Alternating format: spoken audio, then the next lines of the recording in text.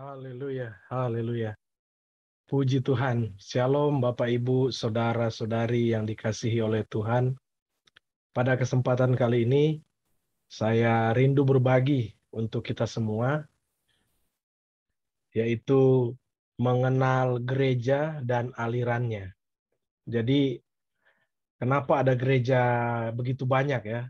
Dan denominasi-denominasi sangat banyak di Indonesia. Nah, kita akan belajar saat ini untuk mengenali gereja-gereja dan aliran-alirannya. Oke, saya akan bagikan kepada kita semua. Saya sudah persiapkan di sini, biar kita bisa mengenal gereja dan alirannya. Oke, kita akan belajar bersama-sama. Menurut data orang Kristen di Indonesia, yang saya dapati di Dukcapil ya, data Juni 2021, Gereja Kristen Katolik itu berjumlah 8,41 juta. Ini jemaatnya ya, atau umatnya. Oke. Dan selanjutnya kita akan lihat juga Gereja Kristen Protestan itu 20,4 juta. Jadi total keseluruhan umat Kristen di Indonesia ada 28,82 juta. Dan ini kalau di presentase umat Kristen di Indonesia mencapai 10,59% dari total penduduk yang mencapai 272,23 juta jiwa. Jadi kita 10% lebih ya. Dan ini berdasarkan data Dukcapil. Kalau mungkin data selain Dukcapil mungkin bisa lebih banyak lagi, tetapi kita berpatokan saja kepada data Dukcapil. Oke. Nah, gereja Katolik merupakan gereja yang memiliki persekutuan dengan paus atau uskup Roma yang memegang otoritas tertinggi setelah Dewan Kardinal. Nah, gereja Katolik terdiri dari Gereja Katolik Roma atau Ritus Latin dan 23 Gereja Katolik Ritus Timur, karena secara umum Gereja Katolik di Indonesia berasal dari misi Portugis dan Spanyol. Santo Franciscus Xaverius adalah orang Spanyol. Gereja Katolik di Indonesia mengikuti Ritus Latin ya. Jadi berpusat di Katolik Roma. Nah, Gereja Katolik sendiri ini unik ya. Dia merupakan organisasi yang paling besar di dunia saat ini, dan juga mereka itu kalau boleh dibilang pusatnya satu, yaitu Roma Katolik. Jadi semua dinaungi dari Roma Katolik. Oke, kita tidak belajar banyak Katolik di sini. Kita juga akan melihat gereja selanjutnya. Nah, saya berikan di sini ada gereja Protestan. Oke, gereja Protestan itu ada terbagi beberapa gereja. Saya berikan di sini. Ada gereja Protestan, ada gereja Protestan Pentakosta, ada gereja Protestan lainnya, ada gereja Protestan non-denominasi. Nah, ini akan kita pelajari bersama-sama supaya kita juga bisa mengenali tentang gereja-gereja di Indonesia. Oke, baik. Nah, aliran gereja Protestan itu ada kurang lebih di sini ada 6 ya. Saya berikan di sini. Ya. Kalau saudara bisa perhatikan di layar saudara, aliran gereja Protestan yang pertama, aliran Lutheran. Nah, aliran Lutheran ini ada perwakilan, saya tidak berikan semua gerejanya, hanya yang mewakili saja ya. Dan ini juga cukup besar di Indonesia. HKBP atau Huria Kristen Batak Protestan, dan yang kedua BNKP, Banua Niha Keriso Protestan. Ini gereja Nias ya. Kalau yang atas itu gereja Batak. Sudah ada Bataknya di situ. Terus yang kedua, aliran Calvinis atau Reform. Itu adalah GRII, kita tahu sendiri, Pendeta Stephen Tong di sini, GKI, GEMIM, GKJ, GKP, GPIB, GPI Papua, dan seterusnya, atau dan sebagainya. Jadi masih ada beberapa lagi. Ini cukup banyak ya. Kalau nggak salah paling banyak aliran Calvinis nih. Tetapi saya tidak tuliskan semua di sini gereja-gerejanya, hanya mewakili saja, supaya kita juga mengetahui perbedaan-perbedaan gereja-gereja di Indonesia. Oke, yang ketiga aliran Injili. Ada GKIN, GKRI, GPIN, GII Hokim Tong, dan seterusnya atau dan sebagainya. Nah, ini yang mewakili gereja beraliran Injili. Yang keempat, aliran Metodis. Gereja Metodis Indonesia.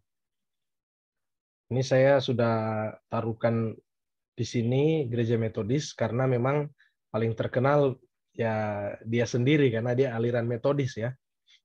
Oke, yang kelima aliran Anabaptis, Menonit. Ya, jadi gereja ini mirip dengan gereja di atas ya, Injili dan aliran Calvinis atau Lutheran. Cuman perbedaannya dia Anabaptis ini di baptisan. Ya, lebih utamanya di baptisan. Baptisan kepada anak-anak mereka ada perbedaan di sini antara gereja beraliran Calvinis atau Lutheran dengan Anabaptis. Mereka tidak membaptis anak-anak. Oke, GKMI, Gereja Kristen Muria Indonesia, GITJ, Gereja Injili di Tanah Jawa. Ini contohnya. Dan yang keenam, aliran Baptis. Nah, aliran Baptis itu ada Gereja Baptis Independen dan sebagainya. Ini contoh aliran-aliran di gereja Protestan. Ya. Oke, kita lanjut lagi. Selanjutnya, aliran gereja Protestan Pentakosta atau karismatik. Nah, ini gereja-gereja yang beraliran Protestan Pentakosta, ya. Tapi cenderung mereka hanya bilang gereja Pentakosta. Meskipun mereka adalah bagian, beberapa adalah bagian dari Protestan. Oke, GPDI, Gereja Pantekosta di Indonesia. Yang kedua, GBI, Gereja Bethel Indonesia. Yang ketiga, GSJA, Gereja Sidang Jemaat Allah. Yang keempat, GPPS, Gereja Pentakosta Pusat Surabaya. Yang kelima, GBT, Gereja Bethel Tabernacle. Yang keenam, GMS, Gereja Mawar Sharon. Yang ketujuh, GTI, Gereja Tiberias Indonesia. Dan lain-lain. Ini saya hanya membuat perwakilan saja dari gereja-gereja Pentakosta. Meskipun gereja Pentakosta itu sendiri ada banyak sekali. Tapi ini hanya beberapa. Nanti Bapak Ibu yang menyaksikan channel ini bisa komen di bawah gereja-gereja aliran Bapak Ibu sendiri ada di mana. Pentakosta dan Protestan. Oke. Gereja Protestan lainnya dan non-denominasi. Oke, di sini ada gereja Protestan lainnya. Kenapa saya bilang lainnya? Karena ditandai dengan gereja ini gereja yang berbeda dari gereja-gereja yang lain. Contoh gereja Advent ini dia ibadahnya dia hari Sabat atau hari Sabtu. Nah, jadi hari ke-7 ya mereka bilang. Terus ada juga gereja Bala Keselamatan. Memiliki perbedaan juga. Nah, ini gereja-gereja yang sangat unik di Indonesia sendiri. Oke, terus ada gereja non-denominasi, gereja Yesus Sejati, dan gereja Kristus di Indonesia. Nah, ini sudah kita wakilkan saja. Mungkin masih ada yang lain, tapi kita tidak sebutkan semua di sini. Intinya sudah ada perwakilan-perwakilannya. Nah, dari sekian banyak gereja yang ada di Indonesia, ada perbedaan ajaran atau doktrin. Nanti pada video berikutnya saya akan menjelaskan kepada kita perbedaan yang paling inti dari gereja Protestan dan gereja Pentakosta. Tetapi pada kesempatan ini kita hanya mengenal saja aliran dan gereja-gereja yang sudah saya sebutkan tadi. Dari sekian banyak gereja di Indonesia, mereka disatukan dengan 3 landasan utama. Yang pertama, Yesus adalah Tuhan. Yang kedua, Alkitab adalah firman Tuhan. Dan yang ketiga, Yesus juru selamat. Percaya Yesus pasti masuk surga. Jadi 3 pilar ini merupakan landasan bagi gereja-gereja yang tadi, yang sudah saya bacakan kepada kita semua. Itu mereka sama di sini.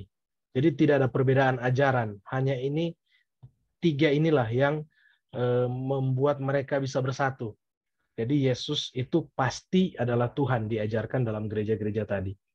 Dan yang kedua, Alkitab adalah firman Tuhan. Jadi firman Tuhan yang kita pegang atau Alkitab yang kita pegang itu adalah firman dari Tuhan sendiri untuk kita umat atau jemaat.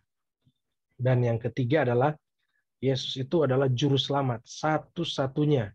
Tidak ada jalan keselamatan lain, hanya melalui Yesus. Dan ketika percaya Yesus adalah Tuhan tadi, pasti masuk surga. Itu adalah garansi atau jaminan. Dan semua gereja-gereja tadi memiliki banyak-banyak perbedaan. Kita akan bahas di sesi berikutnya, tetapi intinya mereka semua percaya jalan satu-satunya adalah Yesus. Oke? Biarlah kita semua diberkati oleh Tuhan, dan saya percaya yang mungkin Bapak Ibu yang ingin komen untuk memberikan keterangan tentang gereja-gereja atau di mana Bapak Ibu bernaung sekarang, boleh silakan diberikan komen di sini. Dan yang belum subscribe, jangan lupa subscribe, karena saya akan terus membagikan kepada kita pengetahuan-pengetahuan tentang seputaran gereja, dan berikutnya perbedaan-perbedaan dari gereja-gereja yang sudah saya sampaikan tadi. Kalau ini adalah persamaannya, tetapi ada juga perbedaan di video berikutnya. Oke? Tuhan Yesus memberkati kita semua. Shalom.